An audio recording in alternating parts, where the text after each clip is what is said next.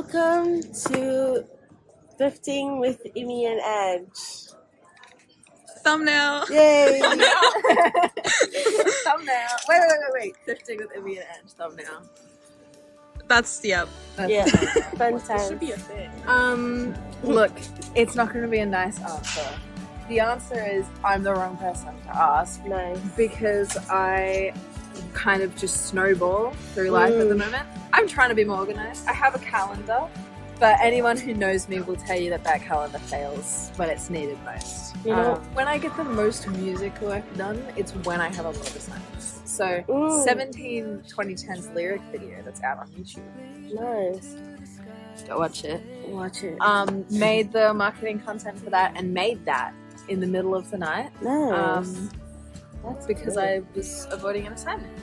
And then you do that, and then I go, no, the assignment. But the good answer is lots of scheduling, planning days out before you get to the day. Yeah. Just remove the decision aspect, and then you can get more done.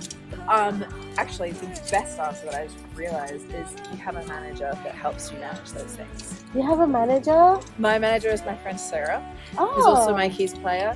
You get a type A person to help you. She's very organized. I love type A's. Yes, Sarah is the most organized person I've ever met. Sarah manages my emails. She manages my music calendar. Also my social calendar. Yeah, that's how I do it, honestly. I would not be able to do pretty much anything without Sarah. Queen shit. Because she tells me what I need to do when, where I need to be, at what time, and fills out big information for me. I think, so when I say working on music, there's like two definitions of that. There's working on music, which is the writing, which is the fun music part. That's the therapy.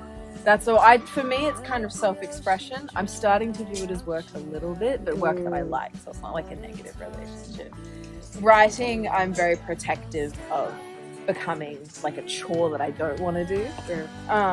But the other aspect of music is all of the admin. So when I was up in the middle of the night making stuff, that was like marketing content. It was a tech writer. It was my updating my artist bio stuff. At the moment, I'm building a website, which you guys want to check out. Like the monetary sacrifice. Yeah. It's a financial loss, like at the start, definitely. I spend much more money than I make. Luckily, I have help. Like my mum and dad helped me pay for drum tracking. We had to hire a separate studio because Radio Monash wasn't ready at the time. It is now, for drum tracking. And so mum and dad helped me with that. My guitar was for my birthday. My band actually bought me my pedal board for Christmas, which was very sweet. So I've had a lot of support. I've definitely spent a lot less money than I think a lot of people have to when they don't have the support system I have, which is just the benefit of being in a community like Radio Monash, honestly. But Promo. yeah, it is good promo. But my entire music career has come from Radio Monash. I pretty much owe it to that. And the music school, but I got into the music school because of Radio Monash. That came first. So yeah. It depends on the song. Like, I think with 17, which is the song that's out at the moment, 17 is not really about anything in particular. I was 17 years old. It was like the third song I'd ever attempted writing. And I wanted to write a Coldplay song. So I wrote 17. It doesn't really sound like a Coldplay song, but 17 was born. And it's basically, if you can imagine a vision board of what I thought 17 looked like, that's what that is. It's not really about anything. But my other songs are like journalistic, processing.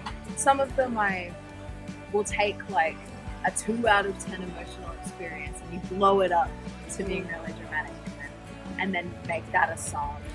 I have songs that are about other people's lives, like my song Get Up is about a family member's life of mine, it's nothing to do with me. My life is not that traumatic. I have a pretty stable, normal life, so I get my emotional song inspiration from other sources, or I write about something I'm Yeah, I really lean into, I guess, the empath aspect of who I am for that. Like, I need to be in a specific emotional state in order to write well, at least in my experience. So, for Get Up, I kind of imagine myself in the shoes of that person.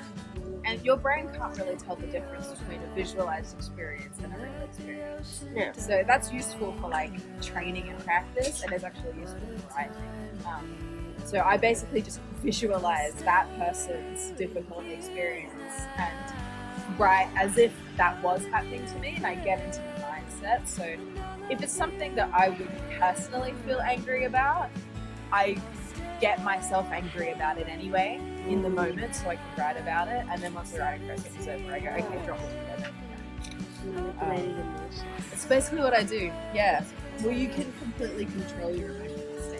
It's a strong opinion that I have.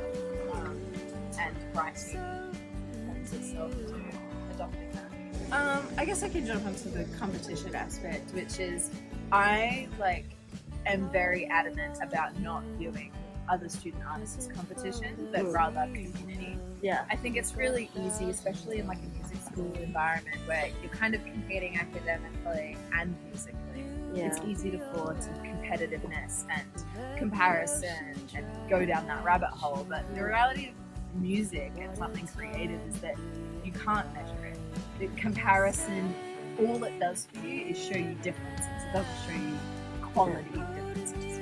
And so I personally don't feel competitive with other student musicians. If someone comes up to me and goes, I'm a student musician, I go, cool, what do you do? Maybe you can play trumpet on something that I see you play trumpet on, or maybe we can do a gig together. It's a network and a community for me.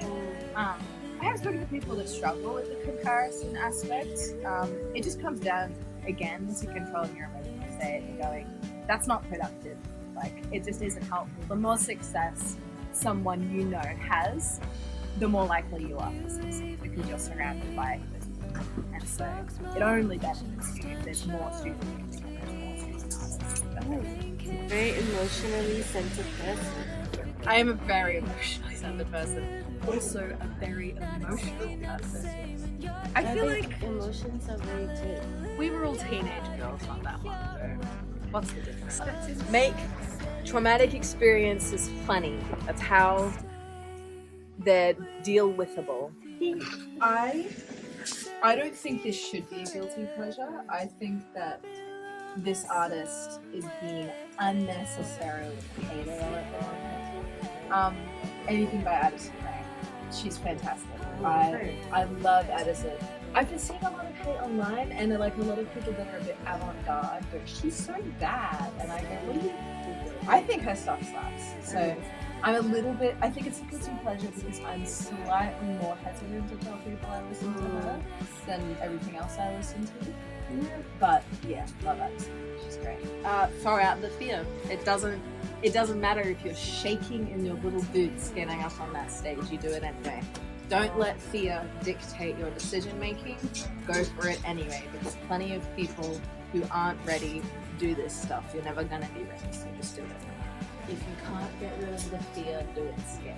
And that has gotten me through doing things out there. I think just start writing and don't think about it too much, really. It's all well and good if you're feeling super inspired and something comes out really effortlessly and you're in this perfect, creative, emotional state to write. Those are the ideal moments. Those are fantastic moments. But you can't rely on that to write. If you're going to be an artist and put out music, you have to be writing a lot. And so you don't have to feel inspired. Just pick up a guitar or a piano or the air and start singing melodies until something sticks. Thank you, Innie. I'm buying Listen these. to 17. Listen to Bye, 17. Innie. Watch the lyric video. And stay tuned for more music coming soon. Stay tuned for more